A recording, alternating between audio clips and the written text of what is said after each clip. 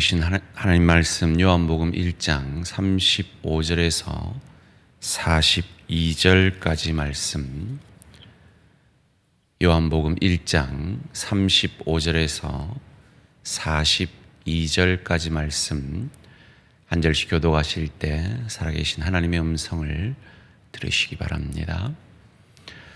또 이튿날 요한이 자기 제자 중 두 사람과 함께 섰다가 예수께서 그니심을 보고 말하되 보라 하나님의 어린 양이로다. 두 제자가 그의 말을 듣고 예수를 따르거늘 예수께서 돌이켜 그 따르는 것을 보시고 물어 이르시되 무엇을 구하느냐. 이르되 랍비여 어디 계시느니까 하니 랍비는 번역하면 선생이라. 예수께서 이르시되 와서 보라. 그러므로 그들이 가서 계신 데를 보고 그날 함께 거하니 때가 10시쯤 되었더라. 요한의 말을 듣고 예수를 따르는 두 사람 중에 하나는 시몬 베드로의 형제 안드레라. 그가 먼저 자기의 형제 시몬을 찾아 말하되 우리가 메시아를 만났다 하고, 메시아는 번역하면 그리스도라. 데리고 예수께로 오니 예수께서 보시고 이르시되 내가 요한의 아들 시몬이니 장차 게바라 하리라 하시니라. 게바는 번역하면 베드로라. 아멘. 사명자의 배턴 교체라는 제목으로 이 목사님 나오셔서 말씀 전하실 때 큰 은혜 받으시기 바랍니다.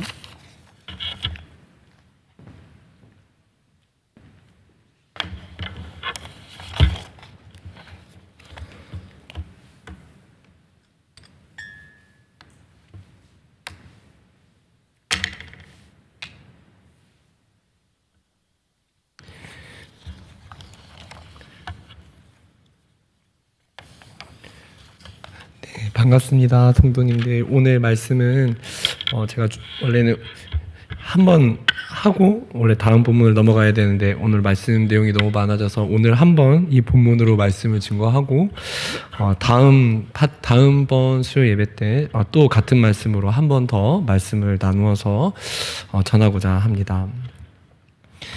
네, 제가 그 빌립보서 강해를 시작하면은 새벽기도 본문이 빌립보서로 좀 있다가 정해지고, 요한복음 강해를 시작하면 또 곧이어 좀 얼마 있다가 요한복음 큐티가 또 시작이 돼서 제가 본문이 자주 겹치게 돼서 본문을 바꾸는 경우가 종종 있었는데요. 근데 이번에는 그냥 요한복음을 조금 더 세밀하게 저를 통해서 듣는다 생각하시고 그렇게 들었던 말씀도 한 번 더 그렇게 귀 기울여 들어주시면 좋을 것 같습니다. 오늘 말씀은 저 개인의 이야기로 예를 들어 시작하고자 합니다. 예전에 목사 안수를 받을 무렵에 안수를 받기 위해서 몇 주간 기도하고 있었습니다. 기도를 하면서 그런 생각이 들었습니다. 내가 꼭 목사 안수를 받아야 하는가? 하나님께서 정말 나같이 부족한 죄인을 구원하사 교회의 영혼들을 맡기셨는가? 내가 정말 그런 자격이 있는가? 등등 저는 여러 가지 고민을 하면서 기도를 하게 되었습니다. 그러다가 어느 날 안수식이 다가오는 시점에 한 깨달음이 왔습니다.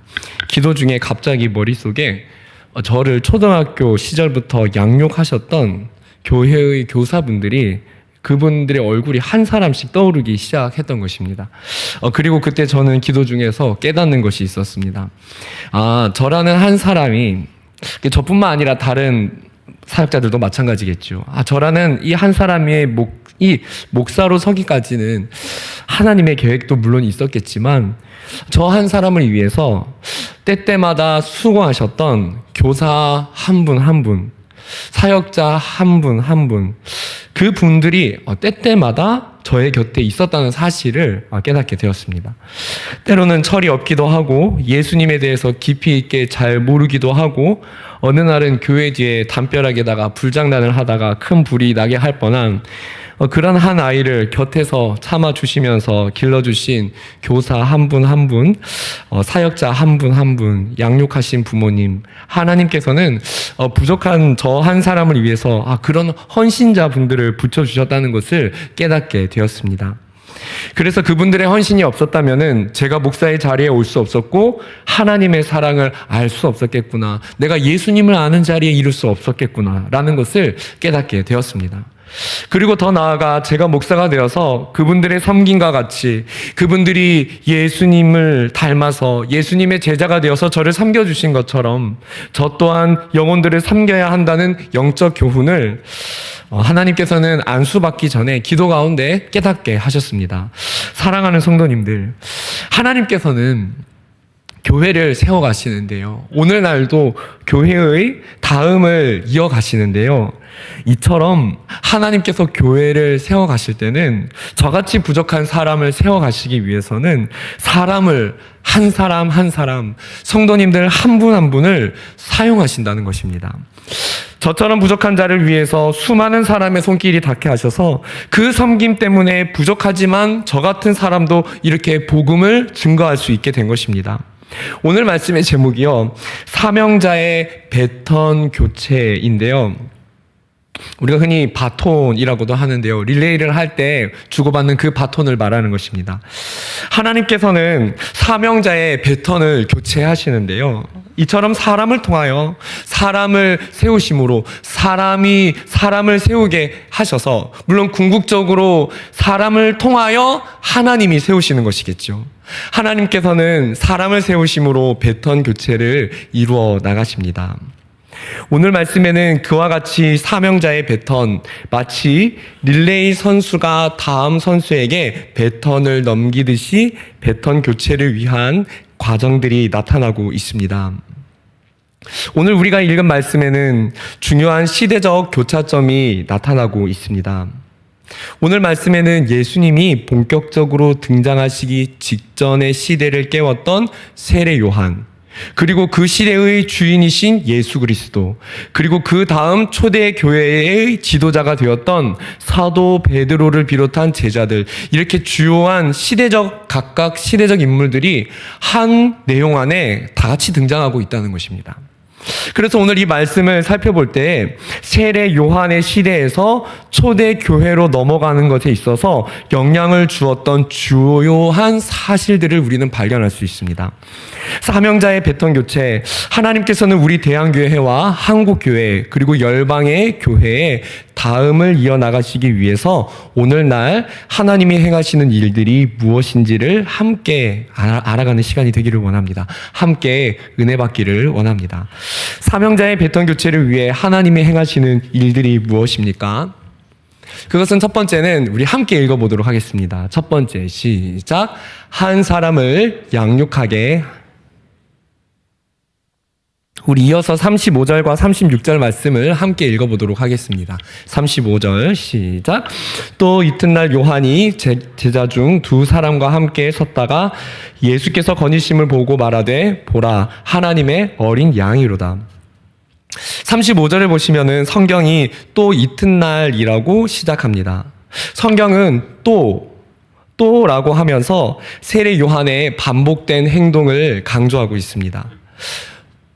또라고 하면서 그가 반복해서 한 행동이 무엇입니까?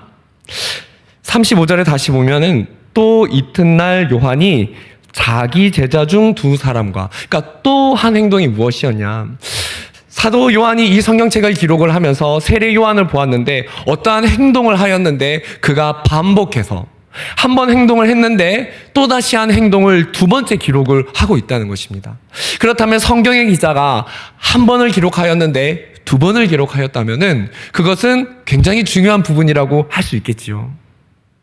세례 요한은 또 제자 양육을 계속해서 이어나갔던 것입니다. 처음에 제자들과 함께 있었는데 두 번째 장면에서도 또 제자들과 함께 있었다. 그렇게 말하고 있습니다. 요한은 자기 제자들에게 또 다시 반복해서 그들에게 가르치는 내용이 있었습니다. 그 가르침의 내용이 36절에 나오고 있습니다. 36절을 보시면은 이렇게 말합니다. 예수님을 가리키면서 보라 하나님의 어린 양이로다 라고 말을 합니다. 그는 자기 제자들을 반복해서 양육하되 그들로 하여금 예수님을 보라, 그리고 말하기를 예수님은 하나님의 어린 양이라고 가르칩니다. 지금 요한의 모습은 어떤 모습입니까? 또 제자들을 반복해서 가르치되 그에게 반복해서 예수님을 소개하면서 그 제자들이 예수님을 볼 수 있도록 반복해서 집중력을 다하고 있다는 것을 우리는 알 수 있는 것입니다. 이처럼 세례 요한은 많은 대중들에게 회개를 선포하는 사역, 세례의 사역들도 하였지만 한 영혼을 양육해서 세우는 이 사역을 놓치지 않았다는 것이죠. 이 사역은 귀한 열매로 이어졌습니다. 우리는 이 말씀을 보면서 우리가 교회 안에서 다수의 사람들에게 큰 행사를 할 수도 있고 많은 사람들에게 말씀을 선포하는 일도 참 중요하지만 한 사람을 세우는 일이, 한 영혼을 우리가 집중해서 관찰하여 그를 권면하여서 예수님께로 인도하는 일이 얼마나 중요한 것인지를 말씀을 통해 우리는 깨달을 수 있습니다. 이 사역은 귀한 열매로 이어졌습니다. 우선은 요한의 제자들이 예수님께로 들어가서 예수님을 따르는 제자가 된 것이지요. 그리고 41절을 이어서 보시면은 그들 중 한 명은 자기의 형제 베드로에게 예수님을 소개하고 데려가서 만나게 하였습니다. 만일 베드로가 볼 때에 세례 요한이 자기의 형제를 이상하게 가르쳤거나 세례 요한이 제자 양육을 하는 모습이 온전하지 않았다면은 베드로가 그 제자들의 말을 신뢰하고 따라갈 수 있었을까요? 오늘 베드로가 그의 형제가 하는 말을 듣고 요한의 제자들의 말을 듣고 그가 신뢰하며 따라갈 수 있었던 것은 평소에 세례 요한의 제자로서의 그들이 배우는 모습이 합당하고 신뢰할 만하였다는 것을 의미하는 것입니다. 베드로는 자기 형제이면서 세례 요한의 제자인 안드레를 따라서 예수님께 나아갑니다. 이것은 세례 요한의 제자 양육에서 시작된 결과이고 그 열매가 바로 베드로에게까지 이어진 것이지요. 세례 요한이 제자들을 양육하고 또 베드로가 전도된 이 현장이 참 미미해 보이지 않습니까? 여기에 적용을 해서 한번 질문을 드려보겠습니다. 성도님들, 우리가 교회 안에서 한 사람을 세우기 위해 전화를 하고요. 한 사람을 세우기 위해 우리가 그 사람을 예배로 데려오려 하고요. 우리가 한 아이를 가르치기 위해서 아침을 깨어가며 노력하는 그 수고들이 미미해 보일 때가 있지 않습니까? 오늘 말씀에서는 이것이 작은 한 현장에서 작은 곳에서 이루어진 작은 한 사람 한 사람을 성실하고 온전하게 끝까지 오늘 말씀에서처럼 또 그들이 예수님을 정확하게 보고 예수님을 따를 수 있도록 그렇게 되기까지 또 그 제자들을 세우는 세례 요한의 모습을 보여주고 있습니다.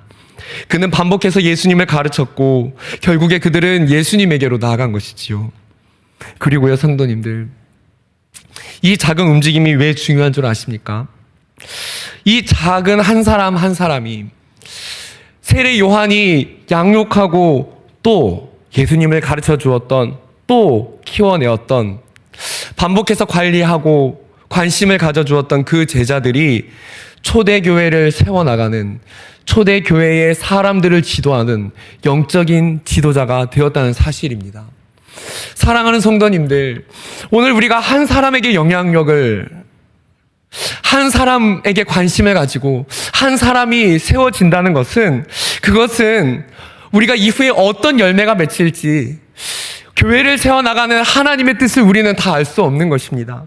그래서 우리가 한 사람을 세워나가는 일이, 한 아이를 우리가 교회 안에 품는 것이, 그것이 작아 보일지 모르겠지만 우리가요, 한 가정 안에서 우리 성도님들이 자녀들을 예수님께로 인도하기 위해서 자녀들에게 보라, 또다시 반복해서 신앙을 가르치기 위해 노력하는 그것이요, 그것이 사람들의 눈에 주목되지 않고 화려하게 드러나지 않을지는 몰라도요, 그 작은 움직임이 오늘 세례 요한의 그 작은 섬김들 하나하나가 초대교회의 영혼들을 돌보는 지도자를 세우게 된 것처럼 우리 성도님들의 한 번의 그 섬김들이, 한 번에 그 전화가 사람들을 챙기는 그 수고가 모이게 되면은 결국에는 그것이 사람을 세우게 되고요. 그것이 결국에는 교회의 미래와 다음을 세워나가는 그런 귀한 발걸음이 된다는 것이지요. 참으로 놀랍지 않습니까? 보이지 않는 자리에서 한 영혼을 책임지는 것. 그로 인한 전도의 열매는 하나님의 교회를 세우는 놀라운 역사를 낳게 되는 것입니다. 사랑하는 성도님들, 오늘 우리가 이 말씀을 생각하면서 우리 안에 변하지 말고 놓치지 말아야 하는, 코로나 때문에 참 많은 사역이 힘들지만 우리가 변함없이 놓지 않아야 되는 사역이 무엇인지 우리의 가슴 속에 감동을 주지 않습니까?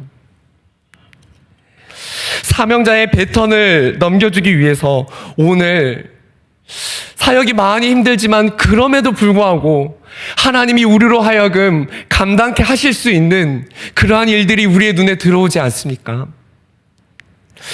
그것은 오늘 내가 많은 사람과 많은 일이 아니라요, 한 사람을 우리가 성실하게 내가 사랑으로 한 사람을 책임지는 일인 줄을 오늘 확신하고 믿으시는 성도님들 되시기를 권면드립니다. 오늘 우리 삶 가까이에는 예수님께 나아가게 해야 할 한 사람이 있습니다. 먼저는 어디입니까? 가장 가까운 가정이겠지요. 부모님들은 우리 가정의 자녀들, 하나님은 그 자녀들을 예수님께 나아가도록 하나님께서 우리에게 사명을 주신 것입니다. 또 각 교사와 구역장님들은 자기가 맡은 한 사람 한 사람이 예수님께로 나아갈 수 있도록, 한 사람에게 귀 기울일 수 있도록 그들을 세심히 살펴 인도하도록 우리에게 그 영혼들을 맡기신 것이지요. 그 외에도 나의 돌봄과 관심이 필요한 한 사람이 누구인지 우리가 예수님을 소개하고 그분에게로 인도해야 할, 내가 이끌어야 할 사람이 누구인지 우리는 그 한 사람을 품을 수 있어야 할 것입니다. 그들을 인도하다가 한 번에 잘 되지 않을 수 있습니다.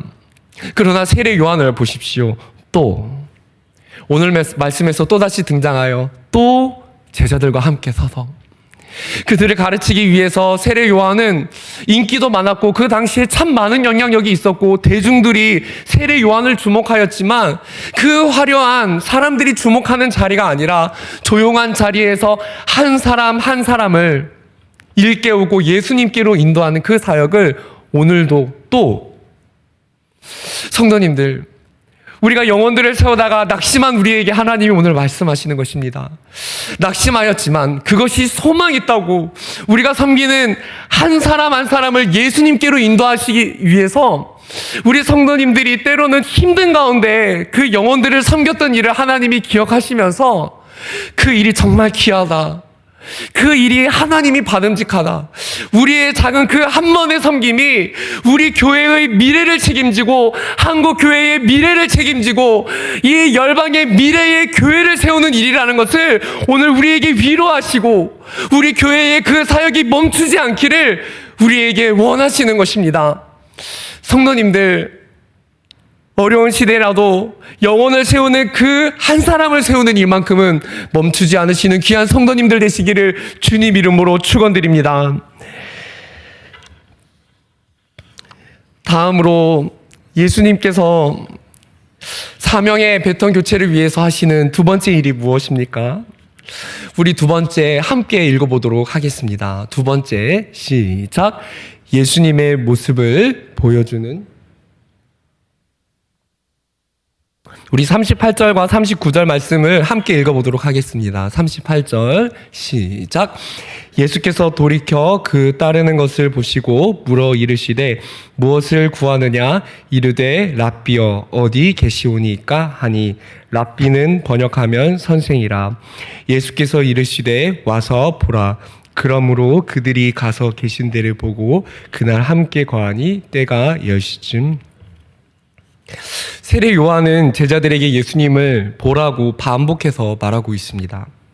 오늘 말씀을 보면요, 보라, 보아야 한다, 그리고 보여주셨다, 이런 말씀이 본다는 내용이 반복이 됩니다. 그래서 그들은 예수님을 보았습니다. 그리고 중요한 것은 더 가까이 보기 위해서 예수님께 나아갔다는 것이지요. 38절의 마지막을 한번 보시면은 이렇게 나옵니다. 그들은 예수님을 보고 랍비여 어디 계시오니까? 라고 질문을 합니다. 이 말은 단지 어디서 사시느냐는 질문이 아닙니다. 그분의 제자가 되고 그래서 예수님의 삶을 보고 배우기 위해서 그분의 거처로 내가 함께 가서 함께 있고 싶습니다. 그런 의미이죠. 그래서 이어지는 39절을 보시면은 예수님께서는 그들에게 와서 보라라고 하신 후 그들은 함께 거하였다고 이어서 설명을 하는 것이지요. 예수님을 본 그들은 예수님이 메시아임을 더욱 확신하게 되었습니다. 그래서 이후에 베드로를 또 데려오게 된 것이었습니다. 이처럼 우리가 세례 요한이 예수님을 보라 했던 것, 예수님을 본다는 것은 그분께 더 가까이 나아가 그분을 가까이서 경험하고 체험하면서 그래서 그분을 더욱 확신하고 믿는다는 것을 의미합니다. 그렇다면은 오늘날 제가 설명드리기를 하나님께서 오늘날 사명의 배턴 교체를 위해서 그러니까 다음 교회를 세워나가기 위해서 하나님께서 하시는 일이 예수님의 모습을 보여주는 것이라고 제가 말씀을 드렸습니다. 그런데 예수님께서는 오늘날 이 땅에 계시지 않습니다. 그렇지 않습니까? 2000년 전 예수님은 성육신 하셨다가 죽으시고 부활하셔서 승천하셨기 때문에 예수님은 오늘날 이 땅에 육체로 계시지 않습니다. 그렇다면 오늘날 우리가 한 영혼을 집중하되 그들을 예수님께로 인도하되 예수님을 보여준다는 것은 무엇일까요? 예수님은 하늘로 승천하셨는데 어떻게 그들에게 예수님을 보여줄 수 있을까요? 오늘 그것을 두 가지로 나누어 설명을 드리고자 합니다. 첫 번째입니다. 그것은 가견적 교회를 통해 가능합니다. 다른 말로는 유형 교회라고도 합니다. 교회는 크게 두 가지로 구분되어서 말을 할 수 있는데요. 먼저는 온 우주적으로 전 세계에 존재하는 모든 구원받은 그리스도인들이 이루는 하나의 교회를 말하는데 그것을 보편교회라고 합니다. 이것은 눈에 보이지 않는 모든 신자들이 포함된 단 하나의 교회를 이루는 말입니다. 그래서 이것을 눈에 보이지 않는다고 해서 비가견적 교회, 불가견적 교회 혹은 무형 교회라고도 할 수 있습니다. 반대로 우리 눈에 보이는 교회는 눈에 보인다고 그래서 가견적 교회라고 하는데 그것의 작은 예로 지역교회, 그러니까 오늘날 우리가 함께 예배드리는 이런 대양교회를 말할 수 있습니다. 이것이 바로 예수님께 나오는 사람들을 예수님은 자신을 보여주시는 수단이 무엇이냐면 바로 이 눈에 보이는 가견적 교회라는 것이죠. 오늘 이 말씀은 우리에게 굉장히 중요합니다. 예수님이 이 땅에 내려오셔서 성육신 하셔서 낮아지신 자신을 우리에게 보여주시고 몸소 낮아지신 예수님의 섬김을 우리의 눈으로 보여주셨는데 2000년이 지난 오늘날에는 가견적 교회, 눈에 보이는 교회를 통해 예수님을 보여주신다는 것은 오늘날 굉장히 중요한 의미를 가지고 있습니다. 왜 그렇습니까? 왜 예수님은 교회를 통해서 사람들에게 증거가 됩니까? 그 이유는 먼저는 예수님께서 교회의 머리가 되시기 때문이지요. 올해 담임 목사님께서 에베소서 강해를 진행하시는데요. 여기 표에도 올해 주제가 예수 안에서 함께 지어져 간다. 그런 내용이 있습니다. 에베소서에서 말하는 교회는 예수님은 몸인 교회의 머리가 된다고 하십니다. 그래서 모든 성도님들이 하나로 연합되되 머리는 예수 그리스도이기 때문에 그 외형적 특성을 통하여서 예수님을 반드시 보여준다고 할 수밖에 없습니다. 창세기에서 하나님이 사람을 지으실 때 하나님께서 사람을 어떤 형상대로 지으셨지요? 사람을 지으실 때요, 하나님의 형상대로 지으셨습니다. 하나님께서는 이 세상의 어떤 것에도 자신의 형상을 새기지 않으셨지요. 그런데 오직 사람에게만 그 형상을 새겨 놓으셨습니다. 그런데 사람이 죄를 지었기 때문에 그 형상이 파괴가 된 것이지요. 이 형상에는 외모도 포함이 되겠지만 하나님께서 우리에게 공유하신 속성이 포함이 됩니다.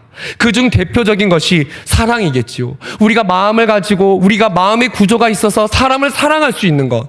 이것은 하나님의 형상을 닮은 모습입니다. 그런데 이 모든 것은 죄로 인해 파괴가 되었습니다. 무슨 말이냐면요, 하나님의 형상을 온전히 보여줄 수 없는데 이 세상 사람들은 하나님의 형상이 파괴되었기 때문에 그 사랑이 하나님의 사랑을 반영할 수도 없고 하나님의 온전한 사랑의 형상을 세상은 보여줄 수 없는 것입니다. 그래서 세상 사람들은 사랑을 하기는 하되 그 방향성과 방향이 온전하지 못한 하나님의 형상이 파괴된 모습의 사랑을 하고 있는 것이지요.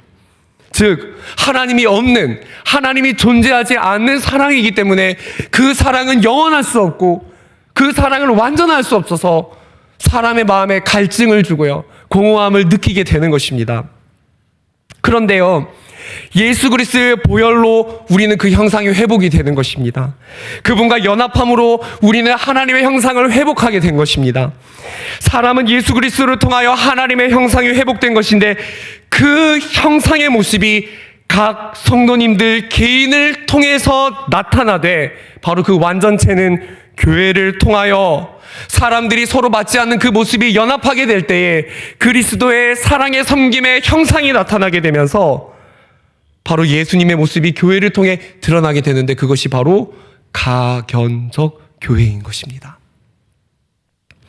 그래서 오늘날 사람들에게 예수님을 보라라고 한다면 그 말이 첫 번째로 무엇이겠지요? 그것은 교회를 통해 예수님을 보여준다는 것입니다. 오늘 우리는 이 말씀이 굉장히 중요합니다. 왜 그렇습니까? 하나님께서 이 시대의 사람들에게 예수님의 형상을 교회를 통해서 보여주시기로 결정하셨다는 것은 이 땅을 살릴 수 있는 수단은 어디밖에 없다는 것입니까? 이 땅을 살릴 수 있는 생명을 전달할 수 있는 기관은 어디밖에 없다는 것입니까? 이 땅에서 때로는 교회가 무너짐을 당하고 교회가 죄를 지어서 연약하다고 할지라도 이 땅에 빛을 비출 수 있는 유일한 기관은 어디밖에 없다는 것입니까?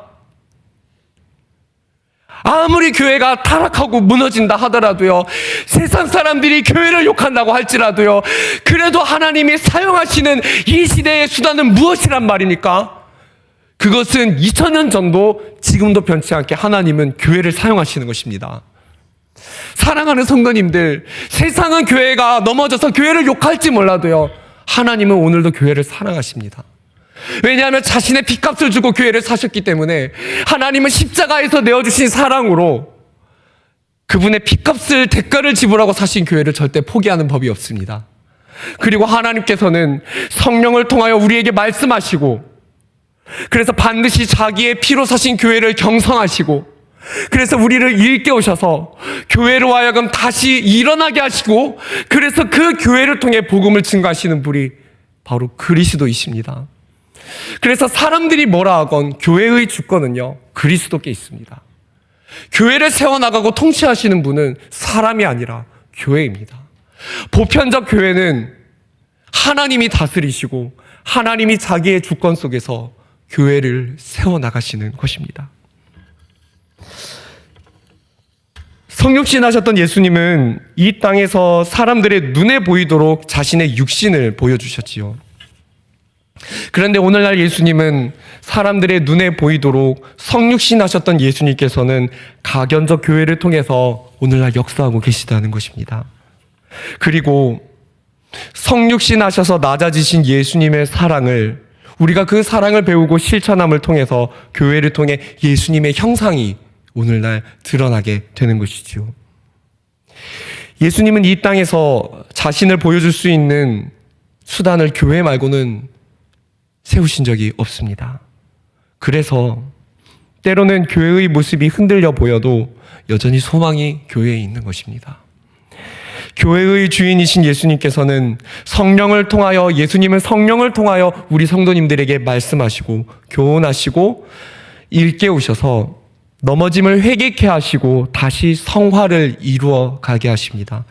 그러므로 오늘날 보라라고 하면서 예수님을 보여줄 수 있는 것은 유일하게 교회밖에는 없습니다. 사랑하는 성도님들, 오늘 예수님의 형상을 보여주는 그분의 몸된 교회가 이 땅 가운데 회복되는 역사가 있기를 소원합니다. 그것을 위해서 함께 기도하시는 성도님들이 다 되시기를 주님 이름으로 축원드립니다. 가장 먼저는 우리 안에 사랑이 회복돼야 하겠습니다.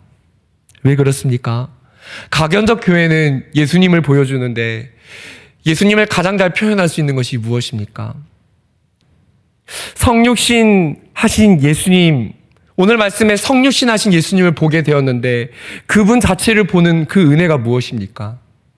그분의 낮아지심과 그분의 사랑이겠지요. 예수님은 제자들의 발을 씻겨주시면서 그들에게 너희도 나처럼 서로 발을 씻겨주라고 말씀하셨습니다. 예, 이것이 참 쉬운 말씀이지요. 근데 쉽지만 우리가 실천하기 가장 어려운, 우리 삶의 가장 어려운 부분이기도 합니다. 그런데 예수님은 우리에게 말씀하셨습니다. 오늘날 이 땅의 가견적 교회를 통해서, 오직 가견적 교회를 통해서만 예수님의 형상이 드러나는데, 예수님은 이 땅에 예수님의 형상이 드러나기 위해서 어떻게 해야 된다고 말씀하셨냐면, 발을 씻겨주시면서 너희가 내가 너희를 사랑한 것처럼 너희가 서로 사랑할 때 바로 제자들인 이 가견적 교회를 통해서 사람들이 너희가 내 제자인 줄 알 거라고 말씀하신 것이죠. 성도님들, 오늘 이 말씀을 듣는 가운데 우리 안에 사랑이 회복되기를 원합니다. 우리가 때로는 그럴 수 있습니다. 교회를 비방하는 사람들을 향해서 왜 비방합니까? 그런데요, 우리가 혹여나 성도님들, 하나님은 오직 교회를 통해서만 예수님의 형상을 드러낸다고 하셨습니다. 우리 안에 분열을 회개하기를 원합니다. 우리 안에 분열을 회개하기를 원합니다. 성도님들, 우리 구역 식구들 간에요, 우리 성가대를 하면서요,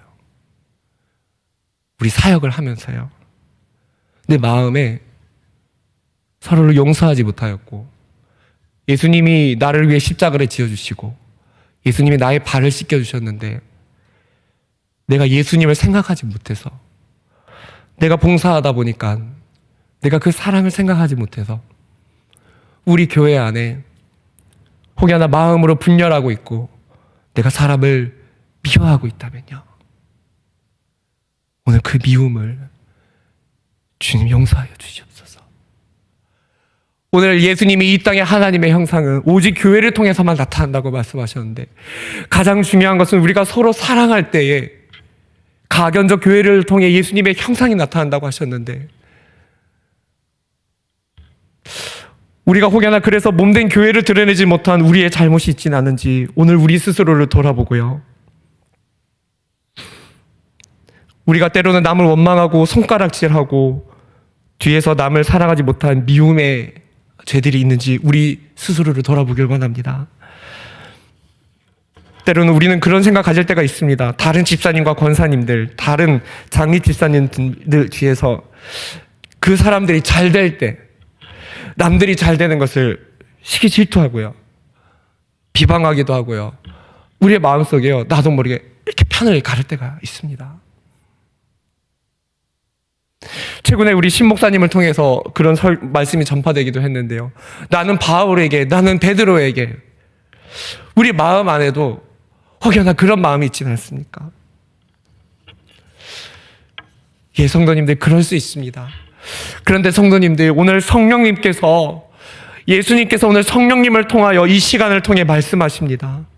그럴지라도 오늘 우리가 교회가 회복되기 위해서 우리가 아니면 이 세상에 복음을 전할 자가 없기 때문에, 우리가 아니면, 하나님이 택하신 우리가 아니면 아무도 없기 때문에 예수님의 사랑을 받은 우리가 회복될 때 이 땅에 소망이 있다고 오늘 우리에게 그 사명의 배턴을 우리 손에 쥐어주고 계신 것입니다.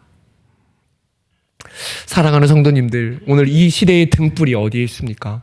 바로 여기 있는 것입니다. 오늘 그 미움을 용서하기로 결단하는 바로 우리 성도님들의 가슴 속에 이 시대의 등불이 있는 것입니다. 오늘 예수님이 나를 위해 십자가를 지신 것처럼 정말로 말 안 듣는 그 사람의 상처까지 우리 한번 안아보는 것이 어떨까요? 그리고 오늘 말씀을 준비하면서 오늘 이 가정에 대한 말씀을 함께 나누고자 준비했습니다. 성도님들, 그리스도의 몸된 교회의 가장 단위가 가정인데요. 예수님이 가견적 교회를 통해 자신의 형상을 드러냈는데 우리가 가장 작은 단위인 가정에서 가족 간에 서로 사랑하고 있지 못할 때 하나님은 너무나도 가슴 아파하십니다. 사랑하는 성도님들, 이 세상에 보라라고 하면서 예수님을 보여줄 수 있는 곳은 우리밖에 없습니다. 근데 오늘날 우리가 스스로 넘어졌어도 그래도 예수님은 이 패턴을 아무데도 넘겨주시지 않습니다. 성도님들이 이 시간 삼가 누가 누구에게 미움을 산 일이 있었다면, 혹시나 가족 관계 가운데 돈 문제 때문에 마음이 상하고 용서하지 못한 일이 있었다면, 그리고 서로 안에 많은 상처가 있다면 그리스도의 몸된 교회를 내가 먼저, 예수님이 나를 먼저 사랑하셨듯이 내가 먼저 손 내밀고 내가 먼저 낮아질 수 있는, 그래서 하나님이 기억하시는 그 빛이 먼저, 그 사명의 패턴을 먼저 쥐고 달릴 수 있는, 하나님이 찾으시는 이 사명의 패턴을 누가 먼저 쥐고 달려올 것인가, 하나님이 찾으실 때 그 가견적 교회의 형상을 먼저 보여주실 수 있는 그런 귀한 성도님들 되시기를 주님 이름으로 축원드립니다. 마지막으로 세 번째입니다. 세 번째, 우리 함께 읽어보도록 하겠습니다. 세 번째, 시작. 교회의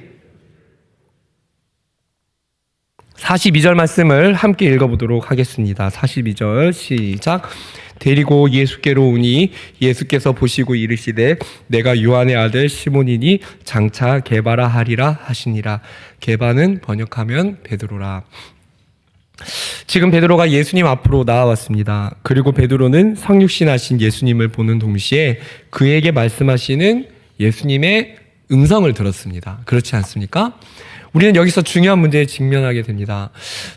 한 사람을 예수님께로 인도하여 가견적 교회의 예수님의 형상을 보여주는데, 오늘 말씀에 보면 예수님이 말씀하셨다는 것입니다. 그래, 예수님의 형상을 우리가 보여줄 수 있지만 우리는 예수님이 아닙니다. 그렇기 때문에 예수님께서 사람들에게 말씀하셔야 사람들이 깨어나는데 어떻게 그들에게 음성이 들려질 수 있는가 하는 이 말씀의 적용의 문제에 우리는 직면하게 되는 것입니다. 오늘 말씀을 보시면 베드로는 그의 인생의 사명과 연관된 새 이름을 부여받게 됩니다. 그것은 게바인데요. 이것은 아람어로 반석이라는 뜻이지요. 베드로는 그것을 헬라어로 번역하여 발음한 것인데요. 예수님은 베드로를 향해 반석이라고 말씀하셨습니다. 반석. 왜 베드로의 이름이 반석이 되었습니까? 그것은 그의 인생 가운데 계획하신 일로서 하나님은, 예수님은 초대교회 가운데 신앙 고백 위에 교회를 세우셨는데 그 신앙 고백이 반석이 될 거라고 말씀하셨기 때문에 그 신앙 반석과 같은 신앙 고백 위에 교회를 세우신다는 의미에서 주는 그리스도시요 살아계신 하나님의 아들이십니다 라고 고백하였던 베드로의 그 반석 같은 고백 위에 예수님은 교회를 세우시게 된 것입니다. 그런데 이것은 이 당시에 실제 일어난 일이 아니고 베드로가 어떤 일을 행한 것도 아니지만 예수님께서는 베드로가 앞으로 살아야 될 그 인생의 사명과 관련된 말씀을 주신 것입니다. 이것은 우리에게 무엇을 보여줍니까?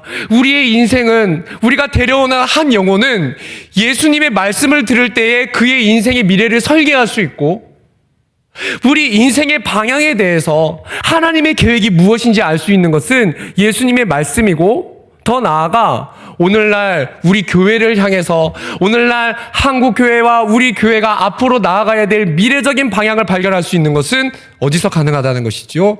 예수님이 우리에게 말씀하실 때 그 미래를 발견할 수 있다는 것입니다.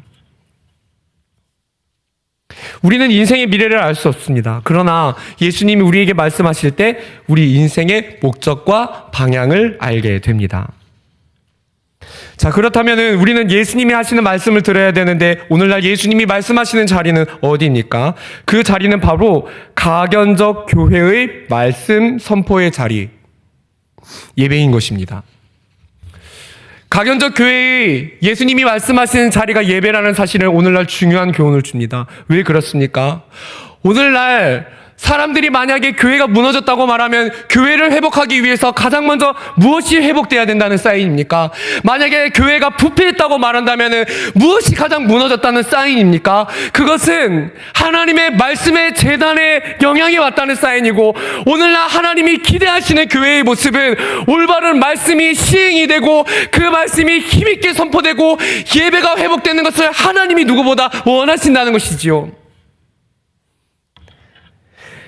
오늘날 하나님은 예수님의 형상을 가견적 교회를 통해 보여주시되, 예수님의 말씀을 선포하시되 그것은 오직 말씀의 봉사자를 통하여서 개신교의 근간이 되는 교리를 세운 칼빈은 그렇게 말을 합니다. 교회의 중요한 표지가 올바른 말씀의 선포이되, 그 말씀을 하나님이 전파하게 하실 때는 교회의 말씀의 봉사자를 세우셔서 그 말씀을 올바르게 분별하게 하시고 그 말씀을 우리에게 가르쳐서 선포하게 하여서 성령께서는 그 말씀을 선포하게 하심으로 우리를 교훈하게 하시고 그 말씀으로 교훈을 이끌어 가시고 교회를 세워 가시고 교회를 경성하시는 하나님이라고 우리 개신교의 근간이 되는 칼빈의 교리에서 우리에게 그런 교훈을 주고 있는 것입니다. 그래서 오늘날 우리가 한 영혼을 하나님 앞으로 인도하려면은 그 사람을 말씀의 자리로 나아가야 되는 것이지요. 우리가 자녀를 미래적인 하나님의 사람으로 세우려면은 우리가 다른 어떤 것도 줄 수 있지만 그 사람에게 말씀의 자리, 예배의 자리에 우리가 데려오게 될 때에 그 말씀을 통해서 하나님은 베드로를 세우신 것처럼 말씀의 역사가 교회를 세워나가는 것이지요.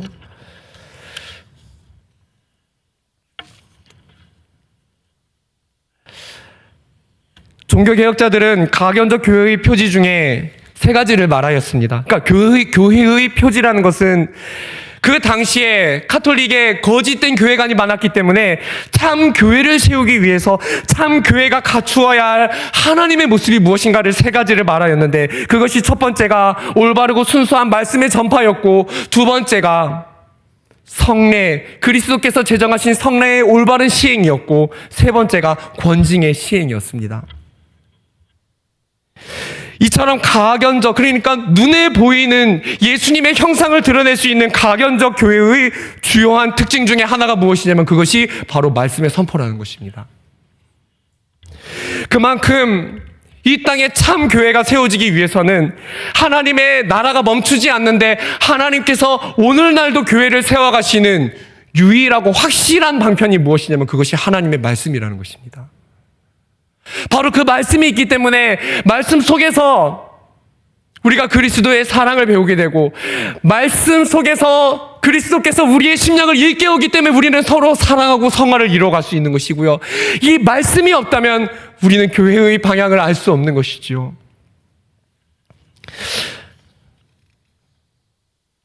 사랑하는 성도님들, 오늘 이 말씀은 우리에게 예수님을 보아야 한다는 것을 정확하게 말해주고, 오늘날 우리에게 교회를 세우시는 성령님의 역사는 말씀의 역사라는 것을 우리에게 분명하게 일깨워주고 있습니다. 사랑하는 성도님들, 오늘 이 말씀을 통하여 하나님은 오늘도 지금도 사람들이 뭐라 하건 지금도 주님은 자신의 교회를 세우기 위해 일하시고 계심을 믿으시기를 바랍니다. 어느 곳에서도 참 바른 말씀이 올바르게 선포되고 있다면요, 교회는 절대 무너지지 않습니다. 교회는 소망이 있습니다. 말씀만 올바르게 선포된다면 하나님의 교회의 역사는 절대로 멈추지 않습니다. 오늘날 한국교회 안에 회복돼야 하는 것은 그래서 올바른 말씀의 회복이라는 사실을 오늘 마음으로 믿으시고, 하나님 한국교회를 위해서 기도하되 하나님 이 땅의 교회에 올바른 말씀의 선포가 회복이 되게 하여 주시옵소서. 그것을 위해 기도하실 수 있는 믿음의 성도님들이 되시기를 주님 이름으로 축원드립니다. 우리 교회는 말씀의 회복을 위해 사순절 기간 신약 성경 통독을 합니다. 또 이 기간에 사역자들은 통독 본문에 맞추어 성경이 증거하는 그리스도의 교회에 대해서 말씀을 증거할 것입니다. 성도님들, 오늘 이 말씀을 통해서요, 참 교회를 세우는 특효약은 구약과 신약밖에 없는 줄 마음으로 믿으시기를 바랍니다. 우리에게 주어진 신약의 말씀을 우리가 먹고 누릴 때에 우리는 참 교회로서 견고히 서갈 것입니다. 사랑하는 성도님들, 말씀을 맺기를 원합니다. 코로나로 막막해진 이 시대 가운데 교회는 앞으로 어떻게 존립해 갈 것인가, 그런 염려와 불안이 우리 가운데 있습니다. 그러나 지금도 여전히 가견적 교회를 세워가는 사명의 패턴은 우리 손에 있다는 사실을 잊지 마시기를 당부드립니다.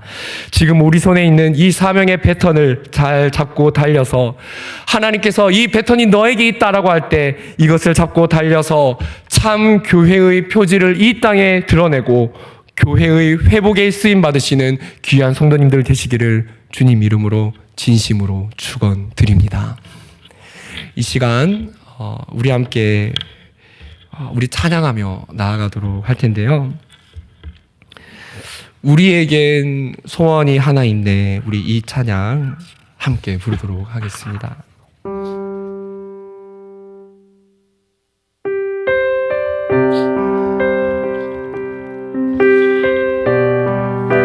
뒤에 불을 좀 꺼주시면 감사하겠습니다. 우리 설을 앞두고 있지만 우리 교회를 회복하기를 원하는 마음으로 우리 이 찬양을 우리 진심으로 올려드리며 나아가도록 하겠습니다. 함께 찬양하겠습니다.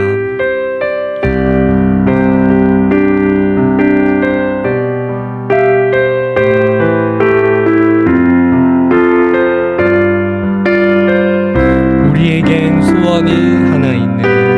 내겐 소원이 하나 있네. 주님 다시 오신 그날까지 우리 가슴에 새긴 주의 십자가 사랑 나의 교회를 사랑케 하네. 주의 교회를 향한 우리 마음 희생과 포기와 가난과 고난 하물며 죽음조차 우릴 막을 수 없네. 우리 교회는 이 땅의 희망. 교회 되게 예배 되게 우리 사용하소서. 진정한 부흥의 날 오는 기와도록 우리 사용하소서. 네, 성도님들 이 시간 우리 한번 기도하고 우리 이어서 한 번 더 찬양하고 마지막으로 기도하기를 원하는데요. 이 시간 우리 돌아보면서 기도합시다. 오늘 내 안에 하나님은 나 외에 다른 것을 통해 예수님을 드러내기 원하지 않으시는데 오늘 내가 그 사명의 패턴을 놓친 것이 있지는 않았는지, 내가 너무 연약하고 지쳐서 그 사명의 패턴을 놓치고 내가 무너진 것이 있지는 않았는지, 이 시간 우리 하나님 앞에 하나님 그 마음을 회복하기를 원합니다. 다시 사명의 패턴을 잡고 달릴 수 있게 해달라고 함께 먼저 기도하며 나아가도록 하겠습니다. 함께 기도하며 나아가겠습니다. 하나님 아버지, 오늘 우리에게 사명의 패턴을 허락하시는 주님 아버지를 의지하며 나아갑니다. 하나님 아버지, 이 사명의 패턴을 의지하며 하나님 주님께서 말씀하시는 자리 가운데 나아가게 하여 주시고, 하나님 아버지 우리를 세우시는 자리 가운데 하나님 아버지 우리가 해야 될 역할이 무엇인지 하나님 아버지 참으로 제가 돌보지 못한 영혼들이 많이 있었습니다.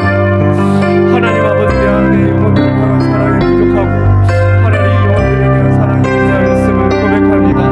하나님 아버지 오늘 우리 가운데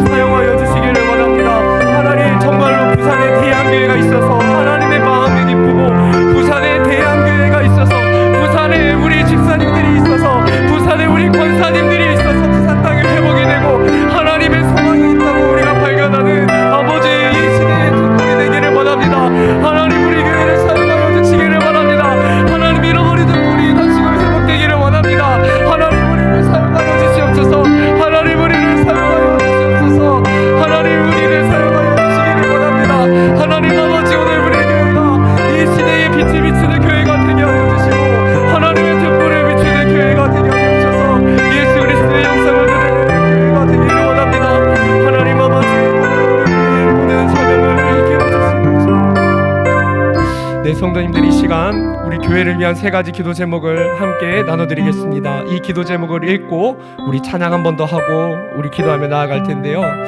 우리 첫 번째는 사순절 40일 성경 통독 기간인데요. 우리 교회는 본질을 택하였습니다.